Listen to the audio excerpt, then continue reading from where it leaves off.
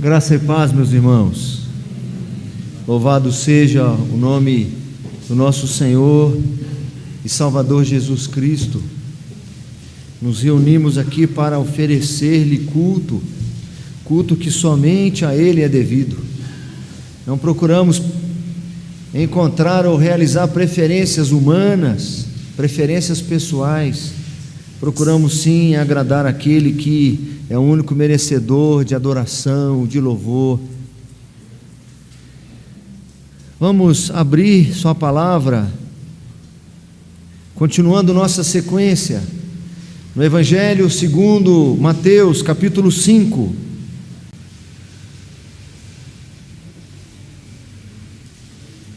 Evangelho segundo registrou Mateus, chamado de Levi, ex-coletor de impostos, do versículo 27 ao versículo 30.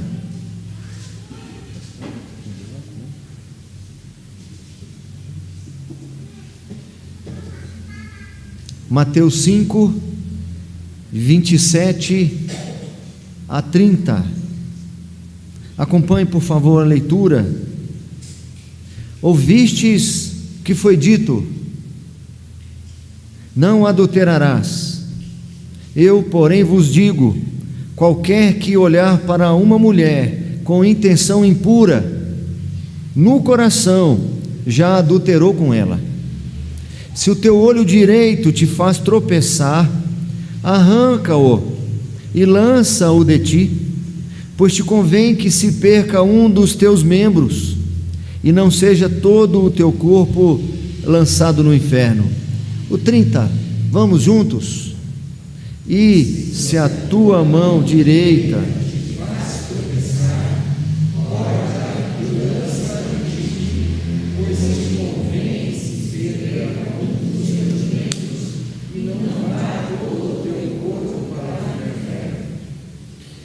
Vamos orar, meus irmãos, mais uma vez. Senhor, Criador e sustentador de toda a vida, santo é o teu nome, ó Deus. Reconhecemos tua grandeza e majestade e nos reunimos aqui aos teus pés para declarar as tuas maravilhas, para engrandecer o teu nome, para elogiá-lo, para louvá-lo, reconhecendo que és o único merecedor de tamanhas homenagens. Também reconhecemos nossa carência e nossa necessidade. Temos lido na tua palavra que assim como a corça suspira pelas torrentes das águas, assim nossa alma tem sede de ti, Senhor. Nós concordamos completamente com esse texto, mas nós precisamos ir além. Nossa alma, Senhor, carece de ti mais do que o ar para os nossos pulmões. Sem a tua presença, sem a tua companhia, esta vida seria insuportável, seria vida sem vida, seria existência sem vida. Nós não queremos isso, ó Pai. Nós precisamos ouvir a tua voz. Nossa alma carece de ouvi-lo, Senhor, por amor ao teu nome, para a honra do Senhor, para a edificação da tua igreja, para a expansão do teu reino. É que nós te imploramos. Fale conosco, Senhor, fale com o teu povo, em nome de Jesus que oramos. Amém. Eu fui fazer uma contagem, está dando um pouco de eco, não sei se é impressão minha. Eu fui fazer uma conferência e desde que comecei a pregar aqui no Sermão do Monte, hoje já é o 12º e eu estou ainda na metade do capítulo 5. Nós temos aprendido que este sermão de Jesus, esses 3 capítulos, que nós percorremos parte do primeiro capítulo, o 5, ainda tem o 6 e ainda tem o 7. Esse sermão é é um ensino único, ou seja, de uma só vez.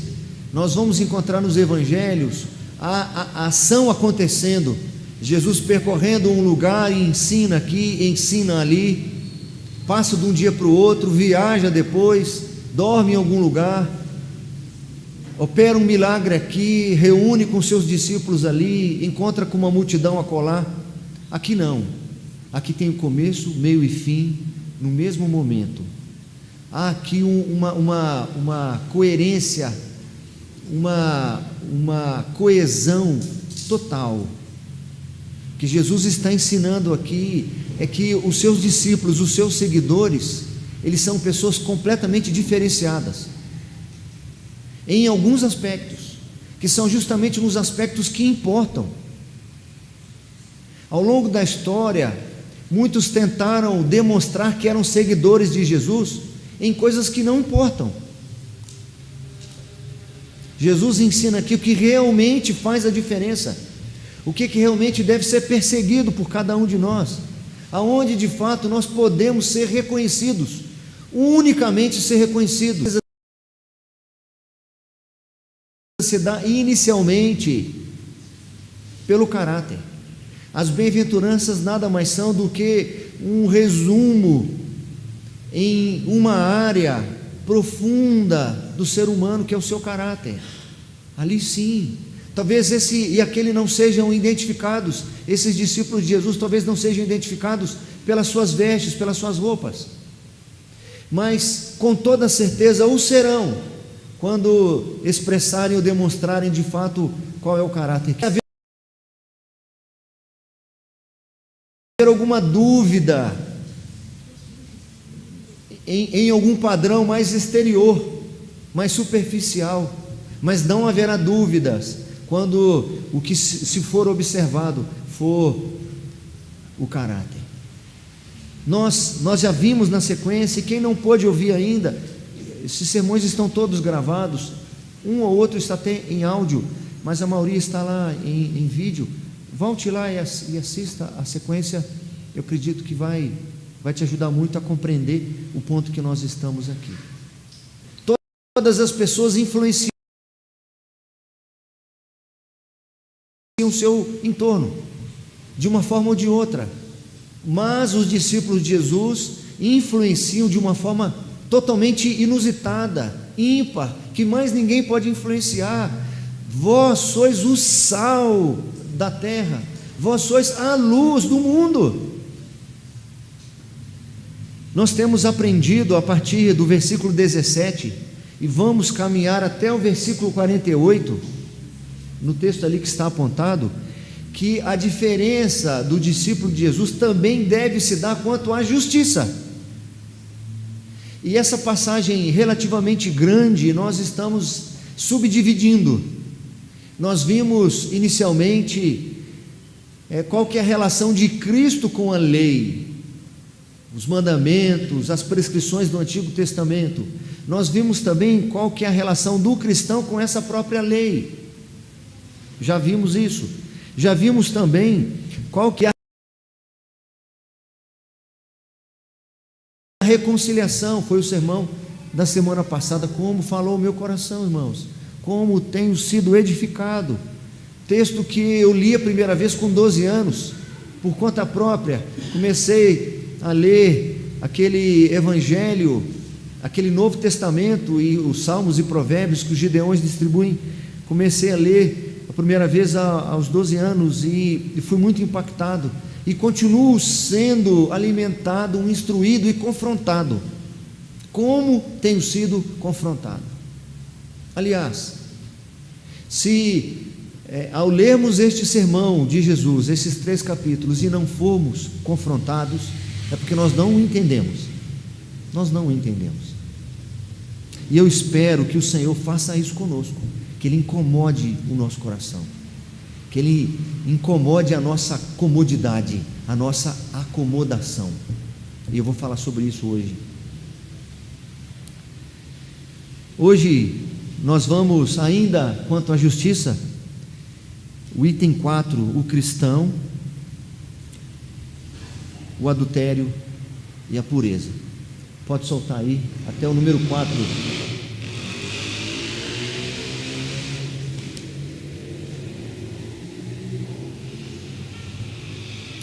No sermão número 1, hoje é o 12. No sermão número 1, eu introduzi fazendo uma citação, e eu vou repeti-la agora depois de 12 semanas.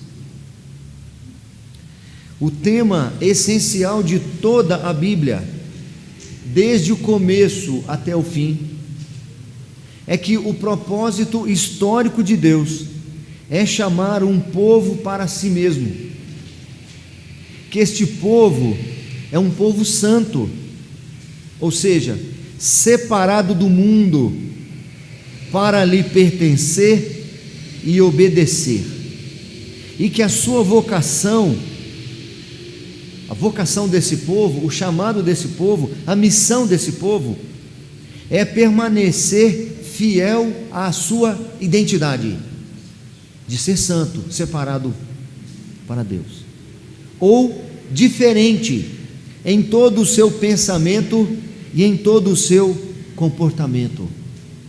Quem falou isso foi John Stott.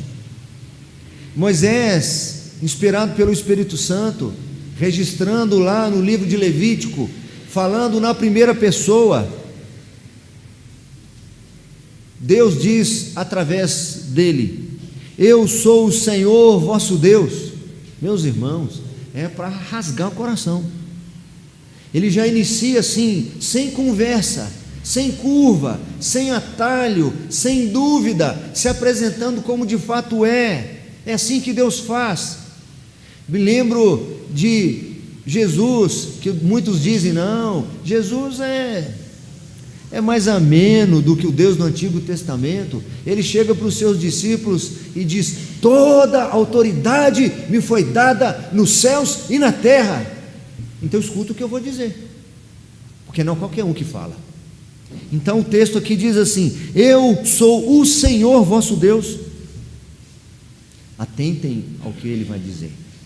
Não fareis segundo as obras da terra do Egito, em que habitastes, nem fareis segundo as obras da terra de Canaã, para a qual eu vos levo, nem andareis nos seus estatutos. Fareis segundo os meus juízos, e os meus estatutos guardareis, para andardes neles.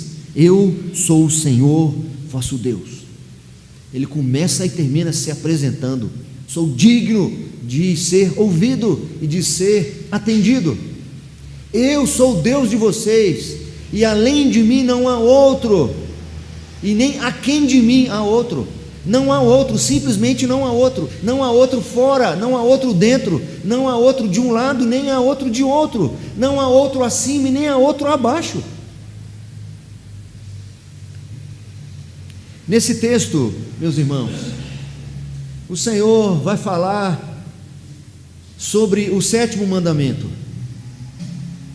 Ele falara nos versículos anteriores sobre o 6º mandamento: não matarás. E ele passa agora para o 7º mandamento, lembrando que o nosso Senhor disse que ele não veio revogar a lei, ele não veio acrescentar e nem diminuir nem um tio, nem uma vírgula, nem um tio de todas as prescrições divinas.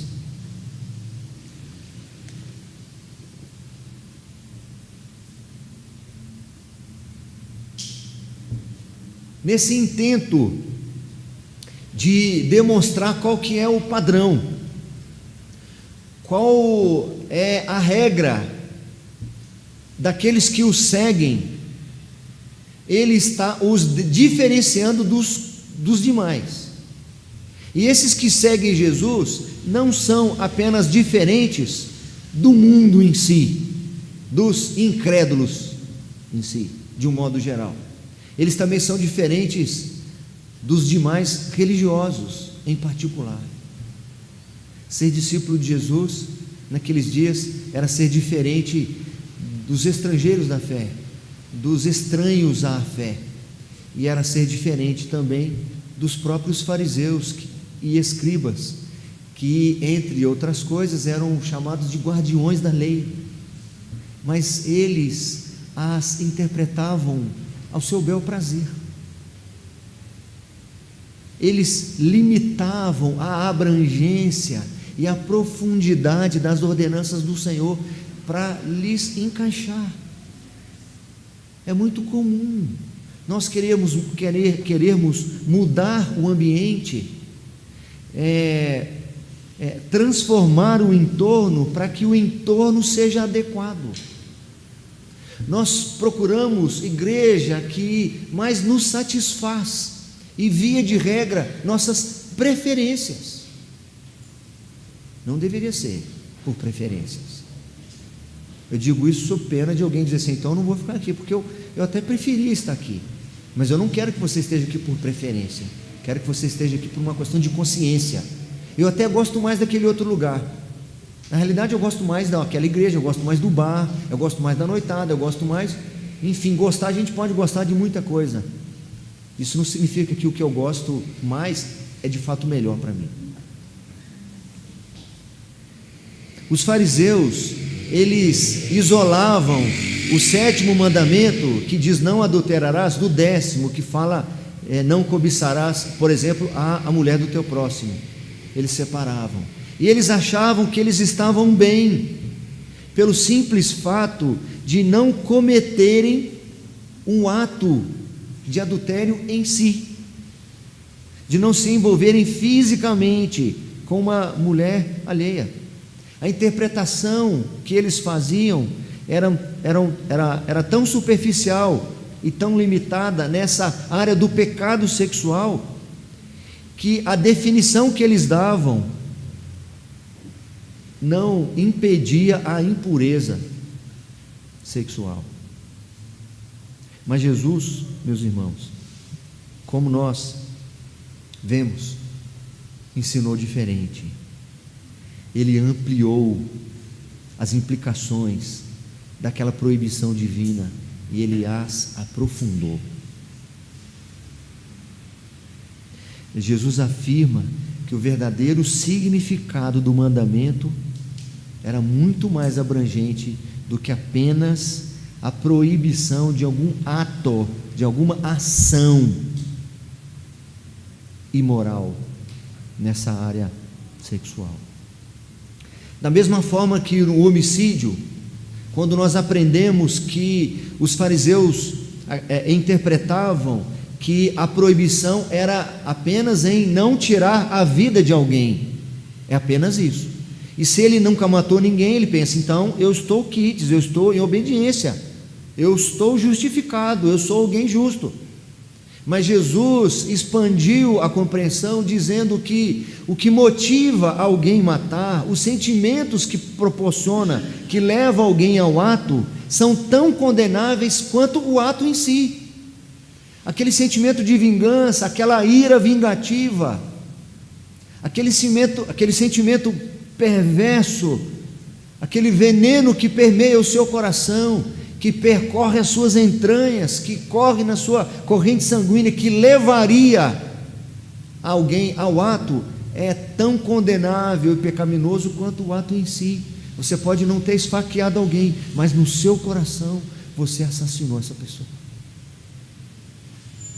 Jesus traz o mesmo sentido para aqui, o mesmo sentido. O que Jesus está restringindo aqui são todas as formas de imoralidade. Homens casados, mulheres casadas. Pode parecer que ele está falando só para homens, mas para as mulheres também. Pode parecer que ele está falando só para casados, porque só casado que pode adulterar, porque só casado tem compromisso com alguém. Não. Solteiro também tem compromisso com alguém. A Bíblia ensina para nós que o solteiro cuide das coisas do Senhor. Ele tem compromisso com o Senhor. Então, se ele pratica o ato, ou se deseja praticar o ato dessa maneira como nós vamos ver aqui, também é adultério. Jesus diz aqui uma coisa preciosa. Ele diz que há uma relação entre os olhos e o coração. Há uma relação entre os sentidos, entre o tato, entre a visão e o coração. Tem um comentarista, dentre esses que eu pesquiso, ele disse uma coisa, chega nesse ponto aqui de compreensão da abrangência dessa proibição, da profundidade dessa proibição. Ninguém poderia dizer: livre estou desse pecado. Ninguém de sã consciência que conseguiu compreender minimamente qual que é a abrangência desse pecado pode dizer: eu não sou como aqueles outros, eu nunca fiz isso. Ninguém é inocente nessa questão. E aí então vem aquele sentimento de pessimismo. Senhor, se ninguém consegue evitar que no seu coração se cogite alguma intenção impura, se todos são reféns dos seus corações, e todos nós somos então culpados, não há entre nós inocentes, Senhor, que coisa ruim para nós, que frustração. Porque então só proíbe isso, se nenhum de nós é apto para poder fazer alguma coisa? Essa visão pessimista, ela é transformada em uma visão otimista, à medida que o Senhor ensina para nós aqui, que essa relação dos olhos com o coração pode ser interrompida. Eu posso não conseguir confrontar meu coração, transformar meu coração, eu posso não conseguir intervir no meu coração enganoso e desesperadamente corrupto, mas eu posso interromper o caminho que leva ao coração.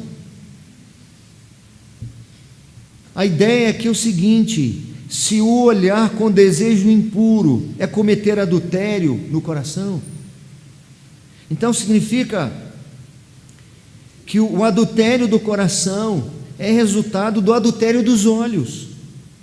A forma de combate tem de ser na origem, no olhar. Quando nós caminhamos lá na minha igreja anterior com a casa de recuperação que nós tínhamos, um dos recursos que se utilizava para o tratamento daqueles jovens, daqueles homens, eram aqueles 10 passos do NA, que são meio similares dos 10 passos do AA. NA é Narcóticos Anônimos. E uma das coisas, um dos passos que se ensinava para que aquelas pessoas pudessem, de alguma forma, ter alguma resistência contra o vício que as escravizava, um dos conselhos era evitar pessoas e lugares que te conduzissem ao desejo. Então você não consegue muitas vezes lutar contra o desejo, porque o nosso desejo é contra nós, mas você pode evitar estar num lugar, nos lugares, com as companhias, com as pessoas, vendo, tocando, olhando, respirando, em ambientes que podem proporcionar o despertamento desse desejo. Você não consegue lutar contra o desejo, mas você consegue lutar contra aquilo que você está olhando. Não vai assistir o futebol no balcão do bar, vendo as pessoas bebendo, se você tem uma luta contra isso. Jó, eu li Jó várias vezes e nunca tinha me atentado para esse detalhe.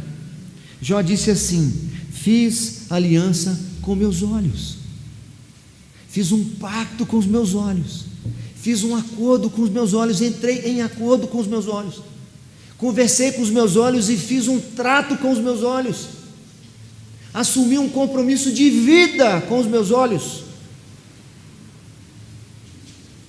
Como, pois, os fixaria numa donzela? Mais à frente ele diz: se os meus passos se desviaram do caminho, e se meu coração segue meus olhos, se as minhas mãos se apegou qualquer mancha, se o meu coração me deixou seduzir por causa de mulher, ele vai na sequência do texto dizer que então ele está em pecado.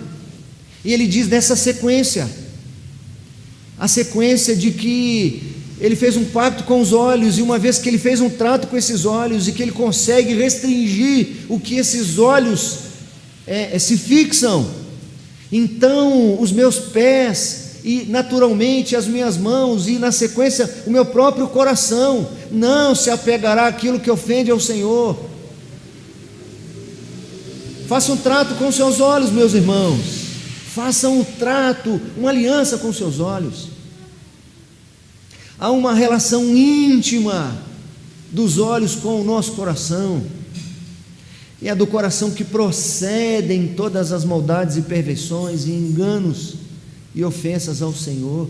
Mas antes do coração, nesse caso em particular, Jesus mostra aonde deve ser a frente da batalha. Então agora já não estou tão pessimista mais, porque se o campo de batalha fosse o coração, ó Senhor, como eu posso? Enganoso é o coração mais que todas as coisas, e desesperadamente corrupto, quem o conhecerá? Mas com os meus olhos, aí já ficou mais fácil. Então já estou mais disposto, já estou mais encorajado. Atos vergonhosos procedem de pensamentos vergonhosos, e a imaginação se inflama por causa da indisciplina dos olhos. Jesus vai dizer ainda que mais à frente, nesse texto que nós vamos ler daqui a algumas semanas, são os olhos a lâmpada do corpo. Se os teus olhos forem bons, todo o teu corpo será iluminado, mas se os teus olhos forem maus, todo o teu corpo será trevas, e se forem trevas, que grandes trevas serão. Só é possível evitar práticas sexuais condenadas se antes combatermos os males que adentram pelos olhos. Quando eu estava escrevendo o sermão, eu me lembrei de uma experiência acontecida alguns anos atrás. Eu até escrevi aqui entre parênteses: experiência do Mateus, que recebe imagens indecorosas. Sua mãe agiu como antivírus. Eu escrevi essa frase aqui, e eu confirmei com ela mais ou menos a idade.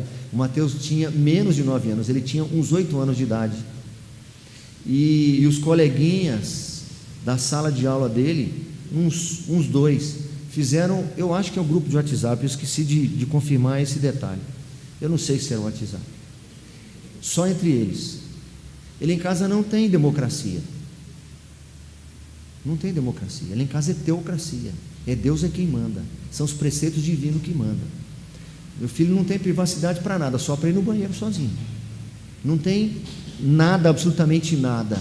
Ele tem aquele negócio, sem ser o Facebook, o outro, ele tem Instagram, a mãe dele tem instalado no celular dela também, ela vê junto que ele, WhatsApp, ela vê tudo, tá certo?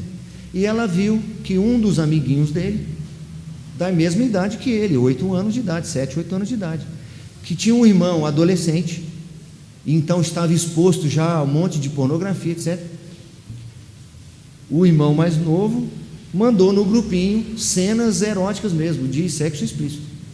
Minha esposa viu primeiro que o Mateus, antes dele ver. E aí ela me contou, nós ligamos para as crianças, falamos com os pais das crianças, etc. E aí eu chamei o Mateus, me lembro direitinho até onde nós estávamos. Eu falei assim: meu filho, vamos orar aqui agora, vamos fazer uma oração, vamos agradecer a Deus, a mamãe que Deus deu a você. Porque sabe o que acontece, meu filho? Você já ficou com a garganta ruim, lembra? Ou seja, existem alguns vírus que entram pela nossa garganta, entram pelo nosso nariz e que infeccionam o nosso corpo. Inflama a garganta, a laringe, a faringe, etc. Gripa, traz pneumonia, etc. E a gente então usa recursos para proteger você. Você tomou vacinas para evitar que você tivesse sarampo, coqueluche e outras viroses. Quando você era pequenininho, evitamos de você tomar friagem, evitamos várias situações para proteger você de vírus, que em algum momento esses vírus vão chegar. A gente quer adiar para que você esteja com resistência contra esses vírus. Agora, existem alguns vírus que não entram dessa forma.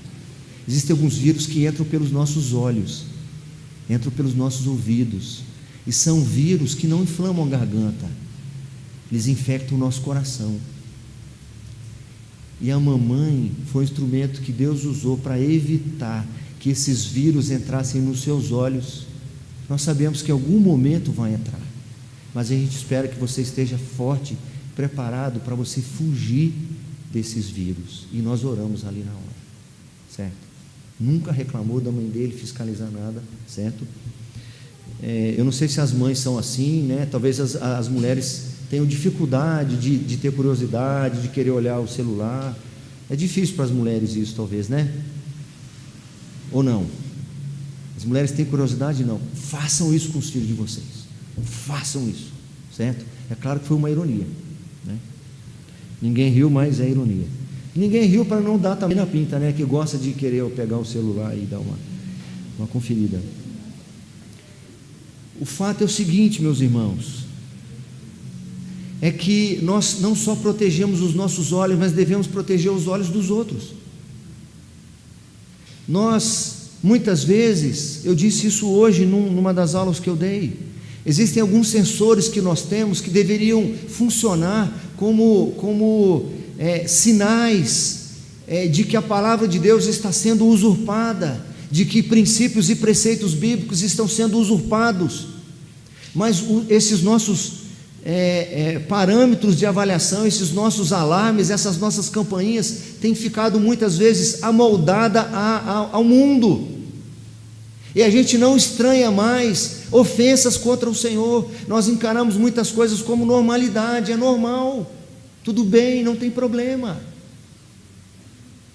São jovens, qual o problema? A regra é essa: é melhor dormir na casa do namorado do que procurar em outro lugar. Melhor dormir aqui em casa junto do que procurar um terceiro lugar perigoso para dormirem juntos. Qual o problema? Todo mundo faz isso.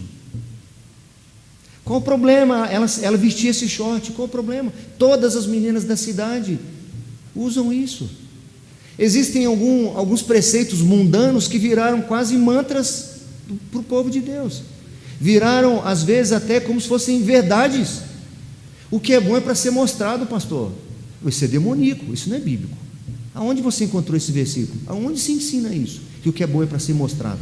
Você está falando do que? Da graça que tem que ser mostrada? Da pureza que tem que ser mostrada? Das virtudes que devem ser mostradas? Do evangelho que deve ser mostrado? Nada disso. Quando alguém diz isso, que o que é bonito tem que ser mostrado, não está se referindo a essas virtudes. O que importa é ser feliz, pastor. O que importa é isso, o que importa é a felicidade. Eu quero ver meus filhos felizes. Não, meus irmãos, eu quero ver meus filhos no céu. Eu não quero ver meus filhos felizes, quero ver meus filhos no céu. Eu não quero ficar desesperado se o meu filho adoecer, porque ele pode morrer longe do Senhor. Eu não quero esse desespero na minha vida. Eu não quero isso. Eu quero meus filhos no céu. Se rindo ou chorando, não importa. Se com os dois olhos ou um só, não importa. Se com uma mão ou as duas mãos, não importa. Eu quero os meus filhos no céu. Os meus filhos são diferentes desse mundo. A minha família é diferente desse mundo. Nossas regras são outras, nossos padrões são outros. Hedonismo, consumismo, pragmatismo são palavras aparentemente estranhas, mas elas permeiam a nossa sociedade. O que importa é o resultado, não interessa o caminho que eu vou percorrer. Isso é pragmatismo, isso não é bíblico. Os fins justificam sim os meios? Não. Sim, não. Aonde nós encontramos as respostas? Qual que é o nosso padrão? Ser discípulo de Jesus, meus irmãos, é ser diferente quanto à justiça. Tem uma justiça própria, é uma justiça divina. Os nossos padrões não é a sociedade que define, é Cristo quem define. Mas esse homem é antiquado, é retrógrado, é um cristianismo antiquado, é uma fé retrógrada, ultrapassada. Chame do que quiserem, não importa. Não tenho interesse em ser solidário com o erro nessa perspectiva. Nós avaliamos sim como os nossos filhos se vestem. O marido tem que olhar como é que a esposa veste, e se não passou no padrão bíblico, fala e não te cales. Se o seu marido está fora do prumo também, você tem obrigação, pode falar. Porque se vocês não falarem, quem vai falar? Vai esperar o pastor falar? Meus irmãos, olha o shortinho dessas meninas aí e envergonhar você? Não faça isso. Eu não tenho dificuldade de dizer, eu não tenho dificuldade de acompanhar o namoro dos nossos jovens. Nem vou falar adolescente, porque adolescente não é para namorar. Não é para namorar. Namora quem está caminhando para casar, irmãos. Não é o que o mundo diz, não é o que o mundo ensina. Eu acho que foi essa semana mesmo, eu vi uma notícia, eu não me lembro exatamente, pena que a esposa está do lado de lá, que ela poderia me ajudar a lembrar.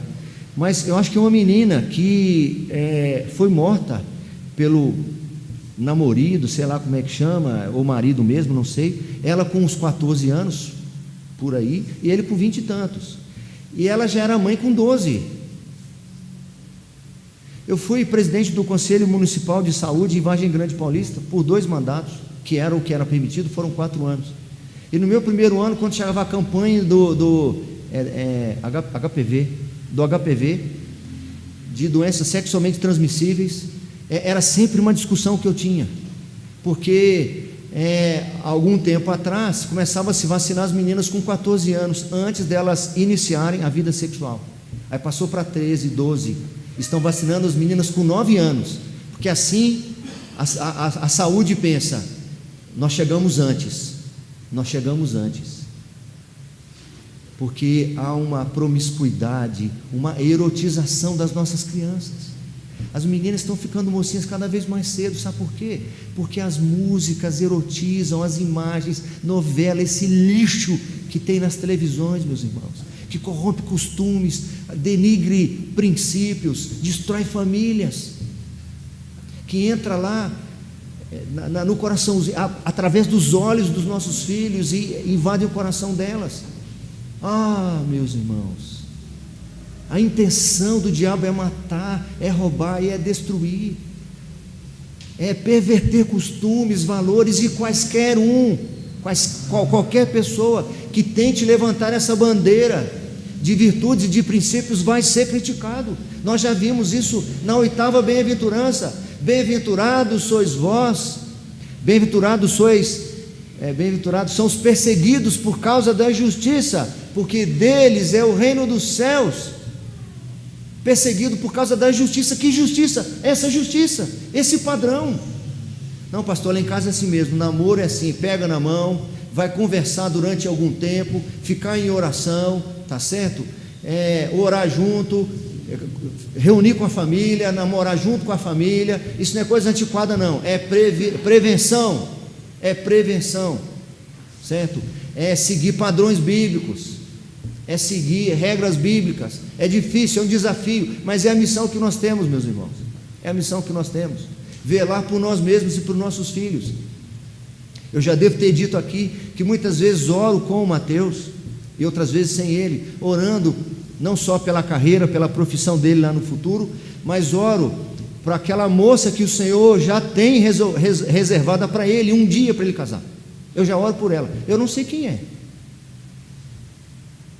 Ele nem pensa nisso ainda, nós não falamos sobre isso. Ele não tem o menor interesse nisso ainda. Ele é criança, tem 12 anos, tem que estudar, tem que brincar, certo? Mas eu já oro por isso, já oro pelos filhos que ele vai ter. E agora, hoje de manhã, depois do culto, na hora do pós-lúdio, eu fiquei pensando assim: tem muitos pais que são assim, cuidadosos, e que só deixam a filha ir viajar com o namorado se forem com os pais. Aí eu pensei assim, mas tem muitos pais do lado de lá também que não estão nem aí para isso. Não é garantia nenhuma de segurança, de deixar viajar junto, de dormir na casa. Então eu tenho que começar a orar não só pela aquela que vai ser namorada do meu filho, mas pelos pais dela também, porque ele vai entrar para outra família, ele vai fazer parte de outra família. Meus irmãos, não é que nenhum falso moralismo. Eu não estou aqui querendo ditar normas de moda para ninguém. Não estou aqui querendo dizer que comigo é diferente, nós somos perfeitos. Eu não tenho problema com isso nenhum, nada disso. Eu disse aqui alguns minutos atrás, e eu concordo com aquele autor, quando disse que nenhum de nós é inocente nisso, meus irmãos. Nenhum de nós é inocente. Conclusão: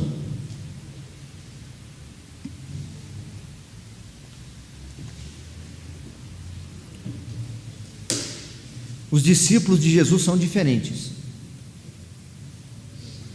Se utilizam de recursos dados pelo Senhor, que os outros também não têm. As exigências para os discípulos são muito mais abrangentes e mais profundas. Mas, por outro lado, os recursos também estão à disposição.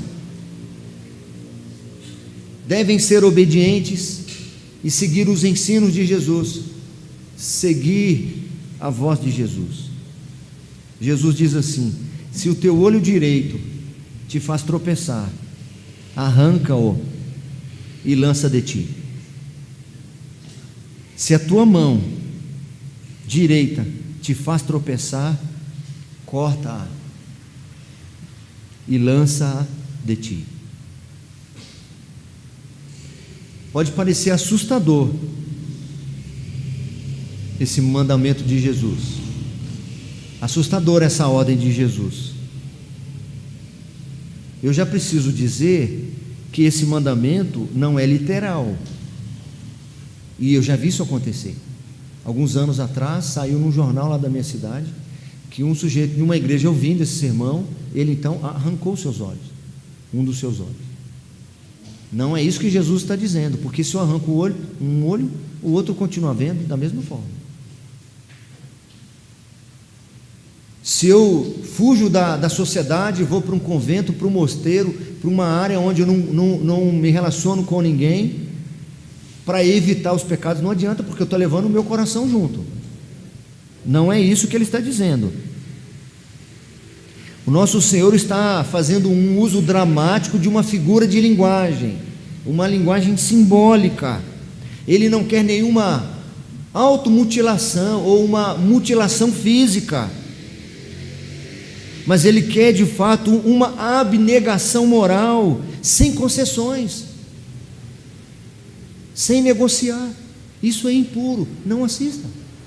Isso não vai te edificar, não veja. Esse lugar não é bom para você, não vá. Você não deve tocar nisso, não toque. Não mutilação, mas mortificação. Esse é o caminho da santidade. Nas outras obras, na justificação, na regeneração, isso é uma obra monergista, única, é uma obra única e exclusiva do Senhor. Ninguém consegue cooperar com a sua salvação. Jesus é quem conquistou isso.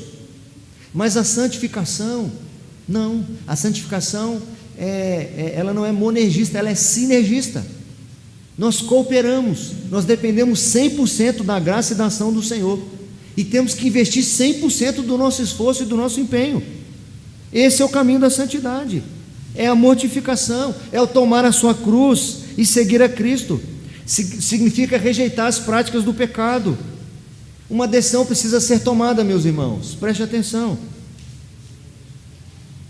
Ou morremos para essas práticas, ou morremos com elas. O apóstolo Paulo disse o seguinte, na carta aos Romanos: porque se viverdes segundo a carne, caminhais para a morte, mas se pelo Espírito mortificardes os feitos do corpo, certamente vivereis.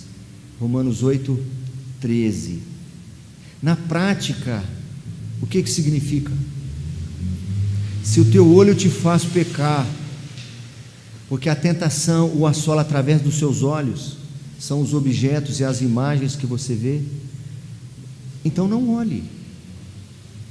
Se o teu pé te faz pecar, então não vá nesses lugares. Se é a sua mão que te faz pecar, então não faça. Jesus disse que é melhor entrar na vida mutilado ou mortificado do que sem essa mortificação ir para o inferno. É melhor perder algumas das experiências que a vida oferece, deixar passar algumas oportunidades e algumas coisas que são momentaneamente agradáveis, aprazíveis, prazerosas, abrir mão dessas coisas para poder entrar na vida. É melhor aceitar alguma amputação cultural neste mundo do que arriscar a destruição do outro mundo para mim. Esses ensinos vão totalmente contra os padrões da sociedade permissiva que nós vivemos, que é proibido proibir. Esses ensinos de Jesus, eles baseiam-se no princípio de que a eternidade é muito mais importante, muito mais valiosa, muito mais valorosa do que o tempo presente e tudo que esse mundo pode oferecer. Esses ensinos de Jesus mostram que a pureza é muito mais relevante do que a cultura, e que qualquer sacrifício que façamos para honrar o nome de Jesus é válido nesta vida, se for necessário para assegurar a entrada na outra vida. A obediência a esse padrão, essa regra de conduta, esse modo de viver, demonstra de que lado nós estamos. Se nós somos integrantes do reino dos céus, ou se somos integrantes do reino deste mundo. Demonstra se nós seguimos Cristo ou se nós seguimos a multidão.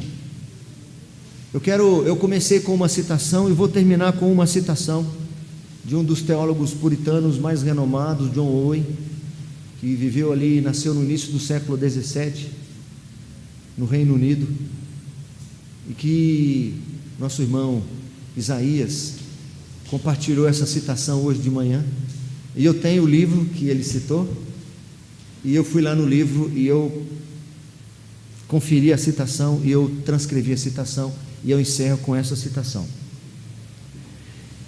Prestem atenção: não há nenhum pensamento mais insensato pelo qual o homem é entorpecido, anestesiado, e nenhum pensamento tão pernicioso, tão venenoso, tão perigoso como este, que pessoas não purificadas, que pessoas não santificadas, que pessoas não tornadas santas em suas vidas, serão levadas posteriormente àquele estado de bem-aventurança que consiste no gozo de Deus. Esse pensamento é um engano, é insensatez, é loucura. Esse pensamento é pernicioso. Pessoas que vivem na impureza, que não foram tornadas santas, que não levam a vida demonstrando esse avanço na santidade, pensar que essas pessoas vão usufruir daquela bem-aventurança, do gozo, da presença e do prazer de estar com o Senhor, grande engano. Tais pessoas não podem ter o gozo, o prazer da companhia de Deus, tampouco seria uma recompensa para elas, porque a presença de Deus, para quem quer viver na impureza, não é prazer. Quem não quer se adequar aos princípios, aos preceitos do Senhor, estar com o Senhor é um grande incômodo. Eu já preguei um sermão no livro de Jonas. Jonas é aquele profeta que Deus manda ele para Nínive e ele vai para outra direção, para Tarsis. E o título do sermão era: quando a presença do Senhor incomoda. E um dos pontos do sermão é: quando a presença de Deus incomoda, quando eu não quero obedecer, eu não quero me sujeitar à vontade dEle. Então dizer e achar que pessoas que vivem na impureza vão usufruir do prazer da presença de Deus, não é prazeroso para elas estar com Deus. A santidade é, de fato, aperfeiçoada no céu, mas o seu começo está invariavelmente confinado a este mundo. Começamos, pois, agora, filtrando aquilo que a gente ouve, aquilo que a gente vê, aquilo que a gente toca. Que o Senhor levante entre nós uma geração de pessoas que não se amoldam às paixões deste mundo, que não compactuam com o senso comum, com aquilo que o mundo chama de normal nesses dias, que sejamos antiquados, antigos, caretas, retrógrados, que sejamos diferentes quanto à nossa justiça, que o padrão da nossa justiça Não seja o padrão do mundo, seja o padrão de Cristo.